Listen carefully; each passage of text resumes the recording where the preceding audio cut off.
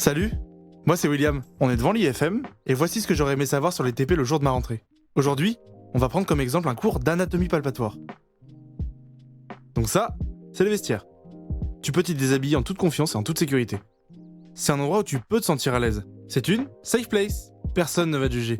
On est tous dans le même bateau. Pour que tout le monde soit à l'aise, je te conseille de porter une tenue professionnelle. C'est-à-dire, un boxeur simple, histoire de te sentir à l'aise. Évite les caleçons amples.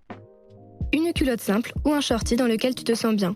Un soutien-gorge simple en évitant les brassières de sport en fonction de la zone abordée. Tu te dois de laisser ton téléphone en mode silencieux ou au vestiaire. Dans la salle de TP, tu dois avoir une tenue professionnelle. Comme si tu étais en stage. Tu en auras 2 à ta disposition. Et celles-ci doivent toujours être propres pour des raisons sanitaires. Tu peux utiliser le service de blanchisserie de l'école pour les laver et mieux t'organiser. Habitue-toi à respecter des habitudes sanitaires strictes, comme en stage. Nous allons commencer le cours. Avant de commencer, voici quelques prérequis. Le consentement. Il faut toujours demander avant d'agir.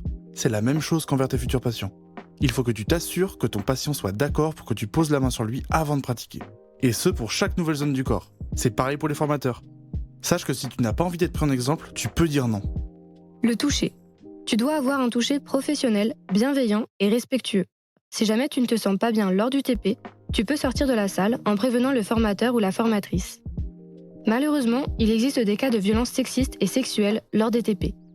Une étude de la FNEC datant de 2020 montre que 55% des étudiantes ont déjà subi des propos sexistes lors de stages ou dans leurs IFM, et 5% des violences sexuelles. En cas de sentiment d'agression, échangez avec les étudiants, les enseignants, les formateurs.